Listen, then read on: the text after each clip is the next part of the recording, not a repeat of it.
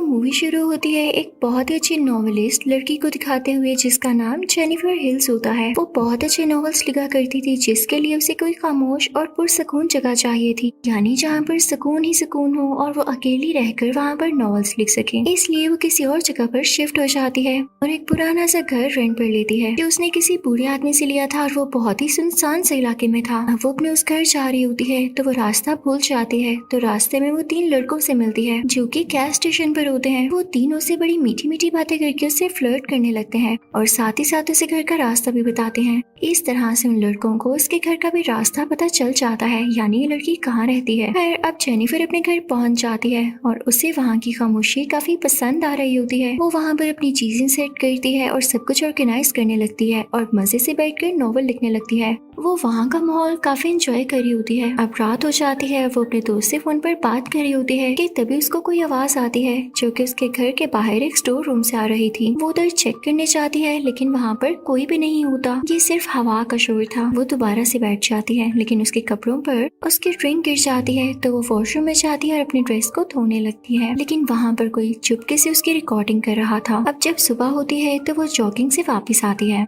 लेकिन रास्ते में उसे एक पुराना सा टूटा फूटा घर दिखाई देता है। वो इसको देख के काफी हैरान होती है। यहाँ से बाहर आती है और वापस अपने घर की तरफ चल पड़ती है, लेकिन घर आकर जब वो सिंक की तरफ देखती है तो वो खराब हुआ होता है और उसमें से गंदा पानी आ रहा होता है। वो फौरन से प्लम्बर को कॉल करती है। प्लम्बर सिंक को ठीक कर देता है तो जेनिफर उसे थैंक यू कहती है। फिर हम उन्हीं 3 आदमियों को देखते हैं जिसमें से एक का नाम स्टैनली होता है और ये वही था जो उस दिन बाथरूम में जेनिफर की रिकॉर्डिंग कर रहा था। ये रिकॉर्डिंग वो अपने बाकी साथियों को भी दिखाता है। ये बहुत अजीब लड़का था।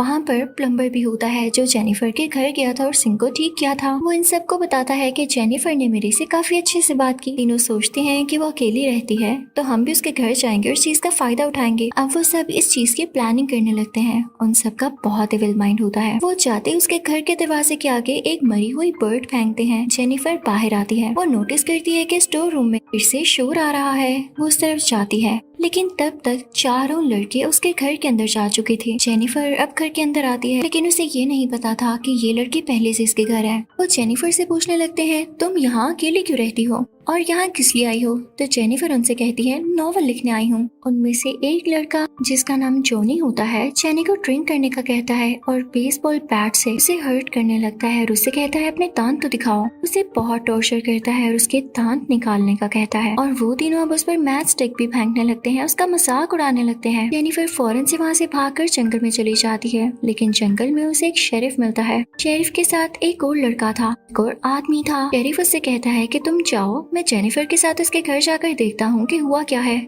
लेकिन यहाँ पे मसला और ज्यादा बढ़ने वाला था क्योंकि शेरिफ भी उन चारों लड़कों के साथ मिला हुआ था। शेरिफ जेनिफर के साथ उसके घर जाता है और घर जाते ही दरवाजे को कुंडी लगा लेता है। वो जेनिफर के साथ बहुत स्ट्रेंज बिहेवियर करने लगता है और साथ ही किसी को कॉल करता है और ये कोई और नहीं बल्कि वही 4 लोग होते हैं। प्लम्बर आते ही जेनिफर के साथ बुरा सलूक करता है, उसके साथ जबरदस्ती करता है लेकिन जेनिफर फिर भी यहाँ से भाग जाती है लेकिन उसको फिर से पकड़ लिया जाता है और अब की बार शेरिफ को इंक्लूड करते हुए बाकी के 4 लोग भी जेनिफर के साथ बुरा काम करते हैं। ये सब बहुत ही बुरे आदमी थे। जेनी की तबीयत बहुत खराब हो जाती है और वो बाहर की तरफ भागती है। भागते भागते वो एक ब्रिज पर पहुंचती है और इन सब के सामने पानी में छलांग लगा देती है। ये सब समझते हैं कि शायद ये मर चुकी है तो वो हर एविडेंस रिमूव करने लगते हैं, हर उस प्रूफ को आग लगा देते हैं जिससे ये पकड़े जा सकते थे। ये लोग काफी देर वहाँ खड़े रहते हैं ये ढूंढने के लिए कि क्या वो मरी या कहीं वो भाग तो नहीं गई, लेकिन उनको कुछ नहीं दिखाई देता। तो इनको ये पक्का हो जाता है कि वो मर चुकी है तो हम यहाँ से जा सकते हैं।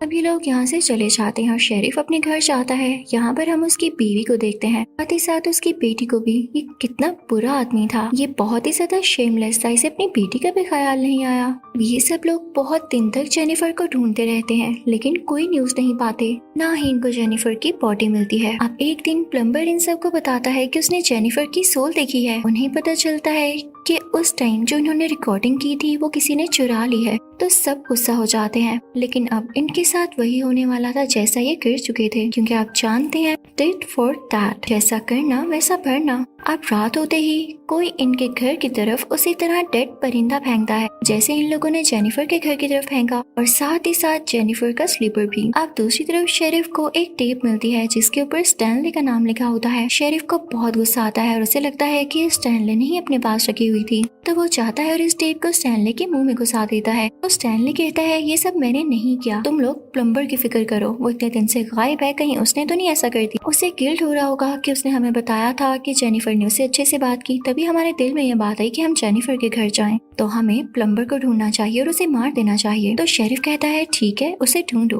लेकिन इससे पहले शेरिफ उस बेचारे बूढ़े आदमी को भी मार देता है जिसके घर में जेनिफर किराए पर रह रही थी। उस बेचारे को क्या पता था कि जेनिफर कहाँ है। लोगों ने ऐसा इसलिए किया था कि बूढ़ा आदमी बता न सके कि जेनी मिसिंग है। अब सवाल उठता है कि वो प्लम्बर इनको मिल नहीं रहा था, तो वो था कहाँ? तो वो जेनिफर के घर ही था। जेनिफर प्लम्बर के गले में रस्सी डालकर उसे बेहोश कर देती है। अब दूसरी तरफ स्टैनली के दूसरे साथी को कोई म्यूजिक की आवाज आती है। अब स्टैनली और वो उसका साथी उस जगह की तलाश में जाते हैं और वही स्ट्रेंज और ब्रोकन घर में पहुंच जाते हैं जो कि जेनिफर ने देखा था। स्टैनली और उसका दूसरा साथी अंदर जाते हैं। स्टैनली का दोस्त घर के अंदर जाता है उसके दरवाजे से, जबकि स्टैनली पीछे यानी बैकयार्ड से घर के अंदर जाने की कोशिश करता है जो कि जंगल में से गुजर के था। अब जंगल में जेनिफर सबसे बदला लेने के लिए तैयार थी। स्टैनली जेनिफर को देख लेता है और उसकी तरफ बढ़ने लगता है, लेकिन उसका पाँव एक ट्रैप में आ जाता है। वो चिल्लाने लगता है, अपने दोस्तों को आवाज देता है, तो उसके दोस्त आ जाते हैं। जेनिफर बेसबॉल बैट से इन पर अटैक करने लगती है, उनको बेहोश कर देती है। जेनिफर अब 3 आदमियों को बेहोश कर चुकी थी। स्टैनली के उसी दोस्त को उसने अब बांध ही दिया था, वो भी एक बाथ टब के ऊपर, और नीचे से पानी आ रहा होता है। स्टैनली को जेनिफर ने जंगल में एक दरख्त के साथ बांधा होता है और वो उसी तरह उसकी भी रिकॉर्डिंग करती है। उसके मुंह के अंदर मरा हुआ चूहा डालती है और वो कांटे जिससे मछली को पकड़ा जाता है वो उसकी आंखों में डालकर वो भी दरख्त के साथ बांध देती है कि अगर वो जरा सा भी मूव करेगा तो उसकी आंखें काटी जाएंगी। तभी जेनिफर फिश के कुछ टुकड़े करती है और उसके ऑर्गन स्टैनली के फेस पर लगाती है ताकि चीलें और कव्वे आकर इसके फेस पर से खाएं और इसको दर्द हो। अब सीन शिफ्ट होता है स्टैनली की उसी फ्रेंड की तरफ। वो जेनिफर से कहता है मुझे माफ कर दो, हम मानते हैं हमसे गलती हो गई, लेकिन जेनिफर अब नहीं मानने वाली थी। वो उसे उसी बाथ टब में डुबकियां लगाती है और उस बाथ टब के पानी में एसिड डाल देती। उस लड़के को इसने जो 2 वुडन स्टिक्स पर लटकाया हुआ था उसमें से पहली वुडन स्टिक निकाल देती है। वो लड़का सीधा पानी में गिरता है, उसकी बॉडी और उसका मुंह जलने लगता है। दूसरी तरफ स्टैनली की हालत भी बहुत बुरी हो रही होती है क्योंकि क्रोस उसके फेस पर से खा रहे थे, तो इस दर्द की वजह से वो मर जाता है और उसे अपना बदला मिल चुका था। अब जेनिफर अच्छे से तैयार होती है और उसे गैस स्टेशन तक जाती है जहाँ पर जोनी उसे देख लेता है और उसकी तरफ बढ़ता है, लेकिन जेनिफर अब की बार काफी ब्रेव हो चुकी थी तो उसके सर पर फायर करती है और उसे बांध देती है, सेम उसी जगह पर जहां उसके साथ ऐसा हुआ, और उसके साथ वैसा ही करती है जैसा इसके साथ किया जाने वाला था। जेनिफर इसके सारे के सारे तान बाहर निकाल देती है और इसके बॉडी पार्ट्स भी काटती है इलेक्ट्रिकल सो के साथ और उसे फोर्स करती है कि तुम इसे ही खाओगे। जेनिफर ने जिनसे बदला लेना था वो प्लम्बर और शेरिफ ही थे। प्लम्बर को तो उसने पहले से ही पकड़ रखा था, तो अब वो शेरिफ के घर जाती है और उसकी बेटी को किडनैप कर लेती है। अब जब शेरिफ अपनी गाड़ी में बैठता है तो जेनिफर उसी की गाड़ी में बैठ जाती है और उस पर वार करके उसे बेहोश कर देती है। जब शेरिफ को होश आता है तो देखता है कि वो एक वुडन प्लैंक के ऊपर बंधा हुआ है और प्लम्बर भी उसी रूम में है और वो भी बेहोश था। जेनिफर प्लम्बर के हाथ के साथ एक गन इस तरह से बांधती है तो अपने आप उस गन से बुलेट फायर हो जाए, इस तरह से एक शॉट से 2 लोग मर जाएं। अब जेनिफर बाहर बैठ के इस चीज का इंतजार करने लगती है कि कब प्लम्बर को होश आए और ऐसा हो। प्लम्बर को जैसे ही होश आती है तो उसका हाथ हिलता है, गन में से गोली चल जाती है जो कि सीधा शेरिफ की बैक पर लगती है और वही गोली प्लम्बर को भी आके लगती है और उसकी मौत हो जाती है। जेनिफर बाहर बैठे बैठे दिल ही दिल में बहुत खुश हो रही होती है कि उसने अपना बदला ले लिया। इसी के साथ इस मूवी का पार्ट 1 यही एंड होता है। अब मैं आपको एक्सप्लेन करूंगी इसी मूवी का पार्ट 2। इसमें सारे कैरेक्टर्स डिफरेंट हैं लेकिन स्टोरी लाइन कुछ मिलती जुलती है। तो इस मूवी के पार्ट में कैटी को दिखाया जाता है जो कि एक बहुत अच्छी लड़की होती है और एक कॉफी शॉप में काम किया करती थी, लेकिन वो मॉडल बनना चाहती थी और ये बात वो अपनी दोस्त को भी बताती है। उसकी दोस्त कहती है कि तुम अपना शूट करवाओ। तभी कैटी वहाँ पर एक एड देखती है और वहाँ का नंबर नोट कर लेती है। कैटी जब घर आती है उनका पीस देखने लगती है जो उन्हें काफी अच्छा लगता है और अट्रैक्ट करता है, तो कैटी उस नंबर पर कॉन्टेक्ट करती है और उनको अपनी फोटोग्राफ भेजती है एक पोर्टफोलियो के तौर पर। तो इसकी पिक्चर उन लोगों को पसंद आ जाती है और वो इसे कहते हैं हैं कि सुबह 10 बजे हमारे स्टूडियो आ जाना। अब अगली सुबह केटी वहाँ जाती है तो वहाँ पर एक और शूट हो रहा होता है जो कि काफी अजीब तरीके से हो रहा था। इतनी ही देर में केटी वहाँ 3 लड़कों से मिलती है जो कि आपस में भाई थे। एक का नाम इवान था, एक कर्ली बालों वाला लड़का था और एक और इनका भाई था। अब केटी अपने साथ कुछ कपड़े भी लाई थी। इवान उससे कहता है कि इनमें से एक प्यारा से कपड़े पहन लो, लेकिन जब केटी वो ड्रेस पहनती है तो इवान इतना ज्यादा खुश नहीं दिखता और उससे कहता है इससे भी छोटा ड्रेस पहनो। लेकिन केटी अच्छी लड़की, वो सिर्फ एक मॉडल बनने के लिए इतना गिर नहीं सकती थी, तो वो बिना कुछ कहे वहाँ से चली जाती है और उसने अपने दिल से भी निकाल दिया था कि वो मॉडल भी नहीं बनेगी। अगले दिन जब वो जॉगिंग पर जा रही होती है और फिर अपने घर वापस आती है तो उसके डोर पर कोई नॉक करता है और ये वही काय था, वही कर्ली बालों वाला आदमी यानी इवान का भाई। वो उसे यूएस भी देता है और कहता है कि इसमें आपकी पिक्चर्स हैं। तो केटी कहती है कि मुझे नहीं चाहिए। वो कर्ली बालों वाला लड़का कहता है फिक्र नहीं करें, हमने इसे अपने पास से डिलीट कर दिया है ताकि आपको बुरा न लगे, या आपकी पिक्चर्स हैं, आप इसे देख सकती हैं। तो केटी वो यूएस भी ले लेती। अब रात में हमें वही कर्ली बालों वाला लड़का दिखाया जाता है जो कि एक अंधेरे और खामोश कमरे में केटी की उन्हीं पिक्चर्स की तरफ देख रहा होता है। इनको उसने डिलीट नहीं किया था। दूसरी तरफ रात में जब केटी अपने घर से बाहर कूड़ा फेंकने जाती है, उसी चीज का फायदा उठाते हुए वो कर्ली बालों वाला लड़का उसके अपार्टमेंट में चला जाता है। केटी को कुछ पता नहीं चलता और वो सो जाती है और इस चीज को नोटिस ही नहीं करती। रात को उसकी आंख खुलती है तो वो देखती है कि वही कर्ली बालों वाला लड़का उसकी पिक्चर्स क्लिक कर रहा है। वो उसे रोकती है और एक चीज से उसके फेस को डैमेज करती है। वो एक लेजर टाइप मशीन होती है। अब वो वहाँ से भागने की कोशिश करती है और चिल्लाती है, लेकिन कर्ली बालों वाला लड़का उसके मुंह को कवर कर लेता है और उसे अंदर की तरफ घसीटता है, उसके साथ मिसबिहेव करता है, उसे मारता है, उसे किक्स मारता है और उसके मुंह में कपड़े का एक टुकड़ा डालकर उसे चुप रहने का कहता है और उसके हाथ पीछे की तरफ करके उन्हें बांध देता है और फिर से उस बेचारी को टॉर्चर करने लगता है और कहता है कि अगर तुमने जरा सी भी आवाज निकाली तो मैं तुम्हें मार दूंगा। इन केटी की आवाज सुनकर वहाँ पर एक नेबर आ जाता है, लेकिन कर्ली बालों वाला लड़का उसके पेट मल्टीपल टाइम्स स्टैब करके उसे मार ही डालता है। यानी उसने यहाँ पर एक जान ले ली थी और कुछ पता नहीं कि वो केटी के साथ भी क्या करता। उसके बाद उसके फेस को नाइफ से इंजर्ड करने लगता है, लेकिन कुछ देर बाद उसे अपनी गलती का एहसास हो जाता है, चिल्लाने लगता है, रोने लगता है और साथ ही अपने भाइयों को बुला, इवान और अपने दूसरे भाई को। वो लोग वहाँ पर फौरन आ जाते हैं, लेकिन इसे डांटने की बजाय कि सारे फिंगरप्रिंट्स को रिमूव करने लगते हैं और सब प्रूफ्स को भी जिनसे साबित हो इनके भाई ने ही उस आदमी का मर्डर किया है। ये नाइफ उठाते हैं और उस पर से अपने भाई के फिंगरप्रिंट्स मिटाते हुए उस पर केटी के फिंगरप्रिंट्स लगाते हैं और उसे नेबर के डेड बॉडी के पास रख देते हैं ताकि ये लगे कि केटी ने इसे मारा और बाद में खुद भाग गई। इसके बाद वो लोग केटी को ड्रग्स खिलाते हैं और अपने साथ कार में कहीं ले जाते हैं। जब केटी को होश आता है तो वो देखती है इवान उसके साथ बहुत बुरा कर रहा है। इवान के बाकी भाई उसके साथ बहुत क्रीपी चीजें करने लगे, जैसे उस पर स्पिट करना। यहाँ से सारे चले जाते हैं, लेकिन केटी की हालत बहुत खराब हो चुकी थी और वो बहुत टूटा हुआ फील कर रही थी। फिर वो तीनों यहाँ दोबारा आते हैं और उसे नए कपड़े देते हैं, लेकिन अब की बार केटी उस कर्ली बालों वाले लड़के के सर पर अटैक करती है और वहाँ से निकलकर चिल्लाती है। इससे बाहर शेरिफ और डिटेक्टिव मिलते हैं।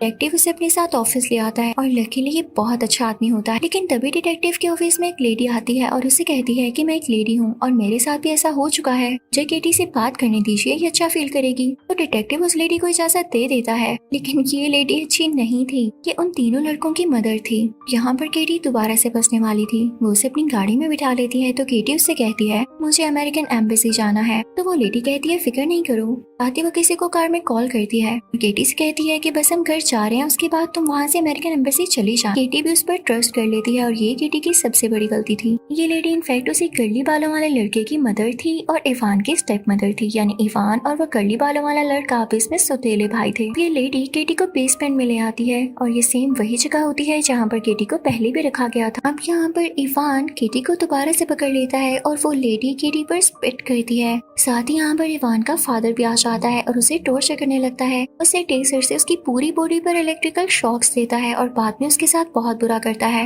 लेकिन फिर हम देखते हैं कि इवान की मदर अपने रूम में जाती म्यूजिक लगाकर रोने लगती है और यहाँ पर हमें पता चलता है कि इनके साथ भी ये जबरदस्ती ही काम करवाया जा रहा था, वो भी सबके कंट्रोल में थी। अब केटी की हालत बहुत बुरी होती है, लेकिन इवान फिर भी उसे मार रहा होता है, उसे किक्स मार रहा होता है और साथ ही जमीन को खोदता है। केटी को एक बॉक्स में बंद करके जमीन के अंदर बंद कर देता है और उसकी एक ग्रेव बना देता है। लेकिन अच्छी बात ये होती है कि उस ग्रेव के अंदर एक पत्थर होता है जो कि इस बॉक्स के वजन से गिर जाता है और बॉक्स भी नीचे गिर जाता है। बॉक्स खुल जाता है और लकीली केटी बाहर आ जाती है और जब वो देखती है तो ये सेवरेज लाइन होती है। केटी बहुत खुश हो जाती है, उसमें थोड़ी सी हिम्मत आती है और वो यहाँ का दरवाजा ढूंढने लगती है है जिससे वो बाहर आ सके। वो जब दरवाजा खोलती है तो आगे से उसको चर्च मिलती है। वहाँ पर उसको एक फादर भी मिलते हैं जो कि उसकी हालत देख के उसे बहुत अच्छे से बात करते हैं और उसे खाना और गर्म कपड़े देते हैं। और वो जानते थे कि केटी से ज्यादा किसी पर ट्रस्ट नहीं करेगी, तो उससे ज्यादा बात नहीं करते और उसे वहाँ से जाने देते हैं। अब केटी बाहर जाती है लेकिन फिर दोबारा से चर्च के अंदर आती है। फादर उसे कहते हैं, मेरी बेटी, क्या मैं पुलिस को बुलाऊं? वो तुम्हारी मदद कर सकती है। लेकिन केटी उन्हें मना कर देती है और साथ ही बाइबल की एक वर्स पढ़ती है जिससे ये पता चल रहा था कि एनिमीज को उनकी पनिशमेंट जरूर मिलेगी। केटी इवान के घर जाती है और वहाँ से कुछ पैसे चुरा लेती है।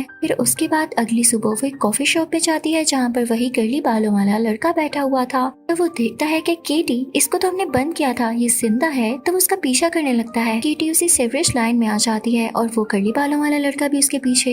यहाँ पर केटी फुल तैयारी के साथ आई थी, तो वो उसके गले में रस्सी डालकर उसे बेहोश कर देती है। उसे बहुत ज्यादा टॉर्चर करती है, यानी नाइफ से उसकी पूरी बॉडी पर कट्स लगाती है जिससे उसका काफी ज्यादा खून बह जाता है। अब दूसरी तरफ बार में इवान के दूसरे भाई के पास आती है जो कि बहुत ज्यादा ड्रिंक कर रहा होता है। वो उसे और ड्रिंक करने का कहती है जिससे उसे वॉमिटिंग वाली फीलिंग आती है। तो वो वॉशरूम जाता है लेकिन केटी उसके पीछे जाके पहले तो उसे वॉशरूम में बंद करती है, फिर उसके बाद वो दरवाजा खोल के उसका सर टॉयलेट में घुसा देती है और उसका स्मेल से और सांस घुटने की वजह से काफी बुरा हाल होता है और वो वहीं मारा जाता है। अब बारी थी इवान के फादर की, जिसने केटी के साथ और भी ज्यादा बुरा किया था। केटी रास्ते में उसके सर पर भी एक पत्थर मारकर उसे बेहोश कर देती है और उसे उसी तरह से इलेक्ट्रिकल शॉक्स देती है जैसे उसने इसको दिए। फिर उसके बाद एक बहुत बड़ी इलेक्ट्रिकल मशीन स्टार्ट करके उसकी एक वायर इसके मुंह में रखती है और जबकि दूसरी वायर आयरन बेड पर, ताकि ये करंट इतना ज्यादा हो जाए इवान का फादर जलकर मर जाए। और ऐसा ही होता है। अब केटी बेसमेंट में जाती है क्योंकि उसे उस लेडी से भी बदला लेना था, तो वो गाना गाने लगती है। तो ये बात सुन के लेडी भी बेसमेंट में आती है।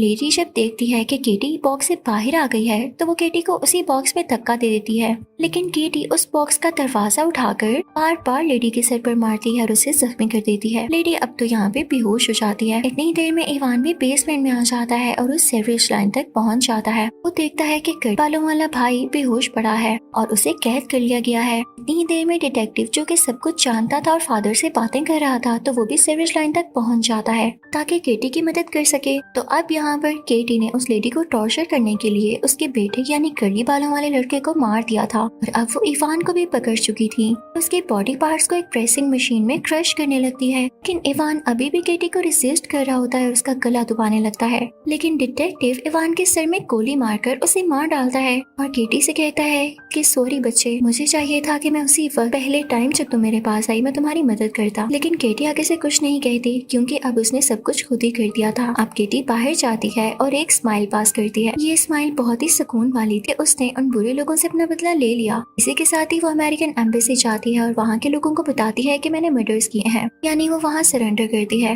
उसे पकड़े जाने से या पनिशमेंट से कोई डर नहीं होता क्योंकि वो जानती थी कि उसने इन रेपिस्ट के साथ बहुत अच्छा किया। और यहीं ये मूवी एंड हो जाती है।